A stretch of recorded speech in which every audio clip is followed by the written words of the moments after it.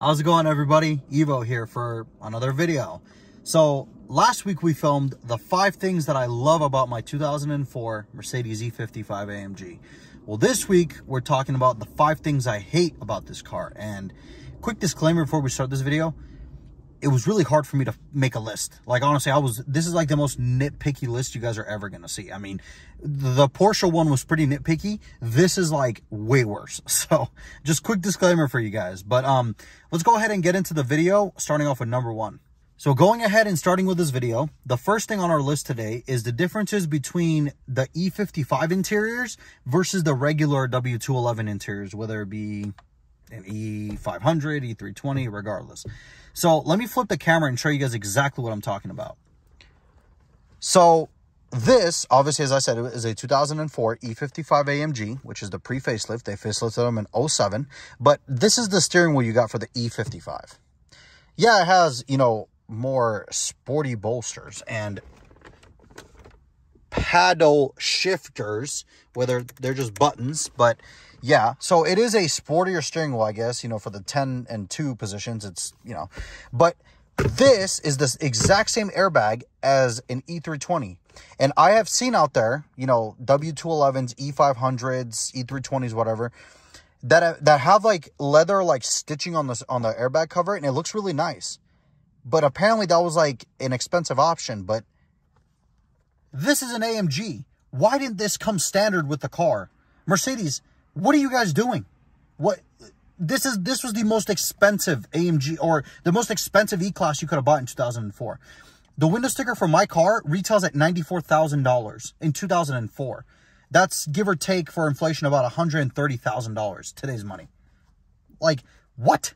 Why would you put the cheapest steering wheel airbag in the car when the base model, for if it got optioned out enough, could have had a leather stitched beautiful steering wheel? And I'm going to throw in a picture right here so you guys can see what I'm talking about.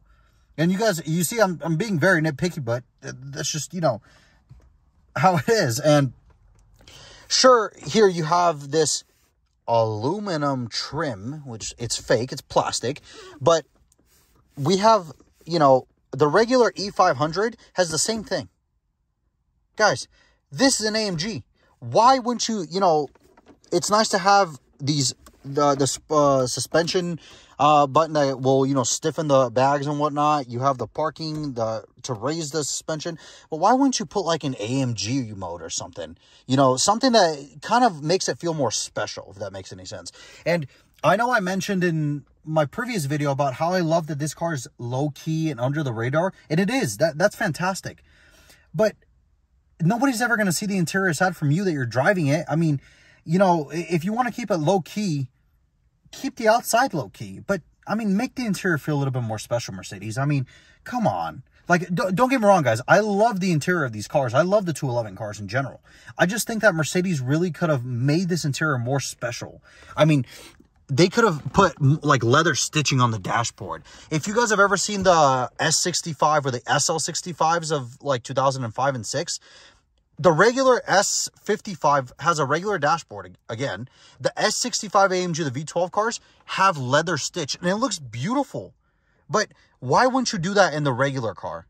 I mean, Mercedes used to go all out back in the 80s and 90s. Just as I said before, pre-2000, they used to go above and beyond in engineering these cars. And it's kind of like, you guys really dropped the ball.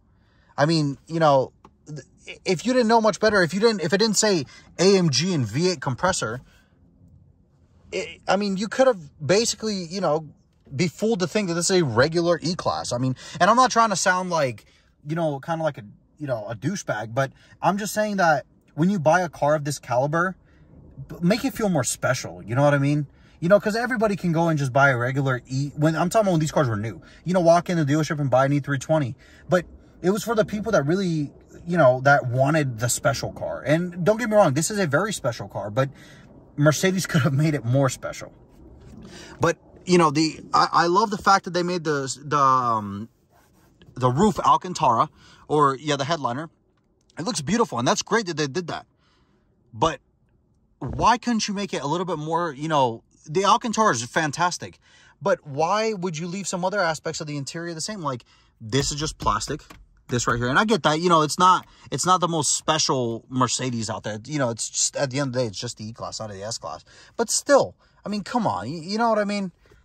It kind of is like that. And this is going to transition to number 2, which number 2 being some of the materials on the car.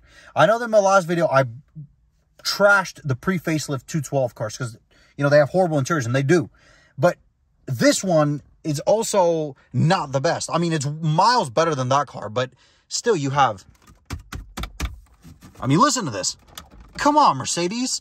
$95,000. Oh, excuse me, I'm going to put it in today's terms. $130,000. And I get this?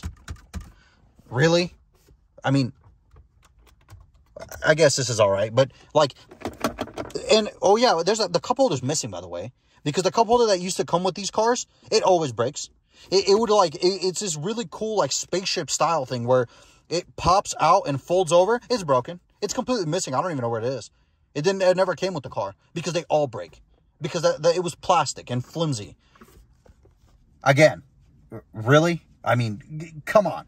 You guys are going to sell me a $130,000 car, and you're going to give me a plastic cup holder that breaks when I try to use it for what it's meant to be used for? Come on, Mercedes. I mean, I love you guys, but come on. Really? Like, you know, like I said, I am very nitpicky right now. I'm nitpicking the crap out of this, which I don't mind this day to day. I'm just, you know, I just really started focusing on it for the video. But yeah, that's just the small things that kind of bug me. But going ahead and moving on to number 3 of this video, and this one, you guys, I have to really explain this so I don't come off as, you know, being like, what are you talking about? But yeah, let's go ahead and move on to number 3. So number 3 of this video, we have, how do I put this? Some of the owners of these cars. Don't get me wrong, I already see the comments coming. You just mentioned in the last video that you love the community, and I do. The community is fantastic. They will help you out. But it was just like the other day, I was looking on the forums of somebody talking about, you know, something about their 211 cars. Somebody mentioned, hey, I'm 19 years old, I just bought one. And they were like 3 or 4 dudes, and they even mentioned how old they were. They were in their 50s talking about, why would you buy this car? You're 19 years old. This car's going to ruin you. You know, that's the stupidest decision. Why would you hate on somebody like that? Me personally, when I hear somebody bought an E55, I'm like, hell yeah. Like, that is great. These cars deserve more love. And you're going to sit here and trash on the guy? Why? Like, why would you do that? The person just wants to enjoy the car. The same reason that why you and I bought the car is because we love this chassis and we love the way these cars drive. And you're going to sit on your computer and you're going to type in, that was the stupidest thing I've ever heard. Why would you buy one at 19 years old? I'm 22 and I bought one with 180,000 miles and a salvage saddle. And I love the crap out of this car. This is my favorite car I've ever owned. Like, seriously, this car has been a dream car of mine for a long time. And I'm blessed enough to finally be able to get one. And I know you know, this isn't like a Lamborghini, and yeah, it's not. But for me, this meant a lot buying this car. It was like a milestone for me. But I hate, and hate's a very strong word. You know, I don't like to use it a lot, but I hate when people really talk down on people based on the car they drive. I really don't like that. And this is kind of going beyond just the W211 E55s, just anybody in general. Unless, like, you're doing some dangerous stuff and it's going to put people's lives in danger. Like, why do you have to hate on what people drive? I mean, everybody has different tastes, whether you like American cars, whether you like European cars or Japanese cars. I mean, we're all car people at the end of it. Like, why do we need to hate each other? And I'm going to bring it back to the Mercedes thing just because I don't want to stray off too far, but it's ridiculous. I was really dumbfounded reading that thread. I was like, why are these people really bashing on this kid? He just asked a question about like some regular maintenance things, and they're over here telling him this car's going to ruin you. You should probably sell it. Thankfully, the 19-year-old responded, and he said, you know, I do my own work. I have access to parts. I don't, you know, there's no reason you guys should be saying this. And I agreed with him. I was almost going to comment and be like, why are you guys doing this? Like, there's no reason for it. It's not like you're going to take this car to the dealership. I mean, if you were going to take it to the dealership, it probably will ruin you. They probably, the first, you know, an oil change probably costs like $400. I mean, I don't know what it costs, but I'm assuming. But it's crazy. Like, there's no reason for that. That's uncalled for. Like, why can't we all just enjoy the car? Love the 211 chassis, the E55s, because they're fantastic cars. And if you get a chance to drive them, please do. You won't regret it. Like, they're fantastic cars to drive. They're fast. I mean, they don't handle the best because it's a big car, but the way it drives, it's smooth. It's quick, very quick. So this is my favorite era of AMG, is the 2000s, the early, or the 90s, and, you know, like earlier to mid 2000s. I mean, I love what they stood for, what they are, but the fact that you're online and you're hating on somebody because they bought the same car as you and you think that, oh, you're young, so you're not gonna be able to take care of it. Like really? What are you, 5? We're gonna fight about because I'm young, I can't buy this car? Like, who are you to tell me that? But I'm starting to get kind of mad. Let's go ahead and move on to the 4th thing on this list. So number 4 on our list, we're going to talk about all of the electronics that Mercedes fitted into these cars. And when this car came out, as I mentioned last video, this was the fastest production sedan in the world in 2003. This car hit speeds that no other sedan was hitting. This car literally was the fastest 4-door sedan you could have bought in the world. The problem with it being the fastest, or the downside of it, is that they had to fit all these electronics in it. And now that, in my particular case, they're 17 years old, they start to have issues.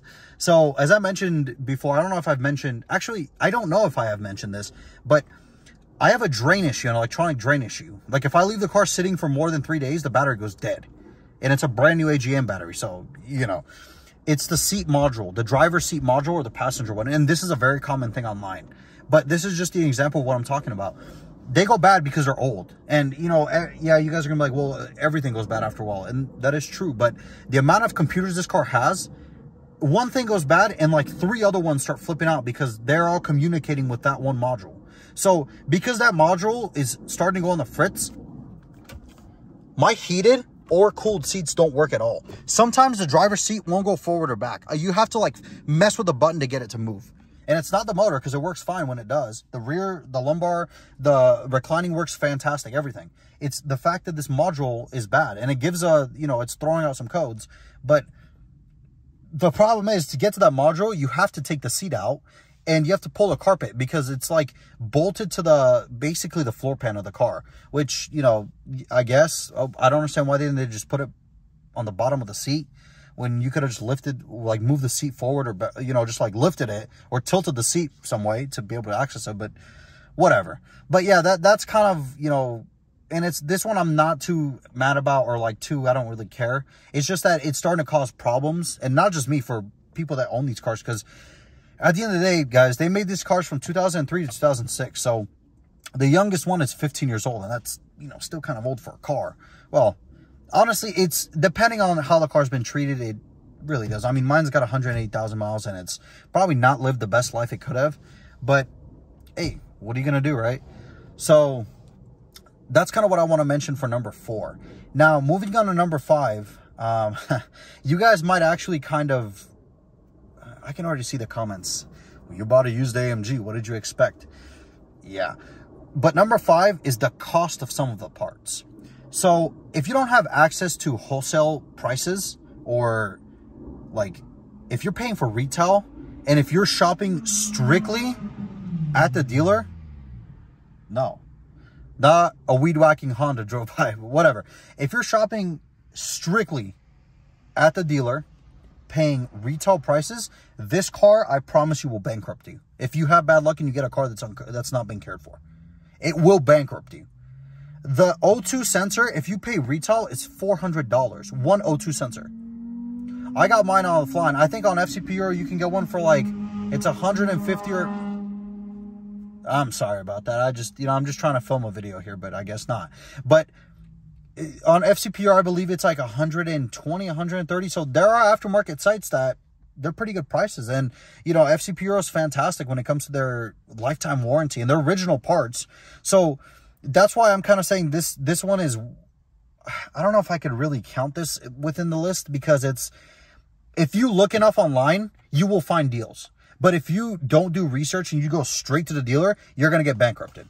I mean, at the dealer, the conductor plate for retail, I think it's like $400 or like $350. Online, I think FCP Euro sells a whole kit with the conductor plate, with the harness plug, with the oil pan gasket, with oil, I think for like $350, $400.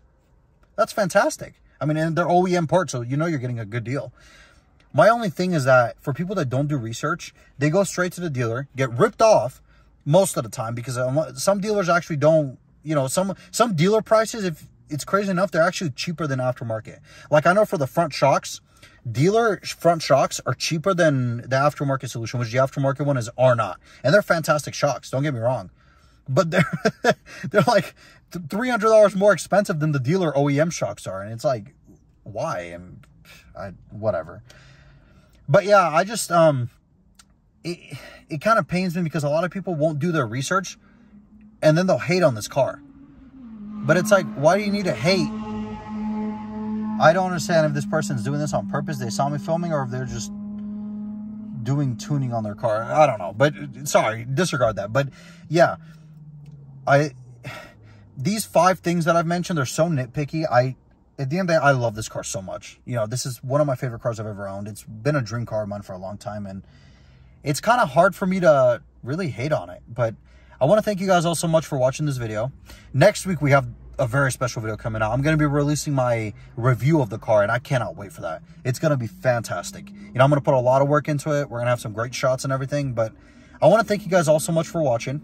You guys all have a great day. Go ahead and like the video. Let me know in the comments if you agree with things that I've said. And if you do, you know, let me know why. Or if you don't, also let me know why. I'd love to hear people's comments. You know, I love interacting with you guys. It's great, especially for the ones that own these cars. So yeah, you guys all have a great day. Go ahead and like this video, subscribe for sure, because we got a lot more videos on this car coming. And yeah, I hope you guys all have a fantastic day, and I'll catch you guys in the next one.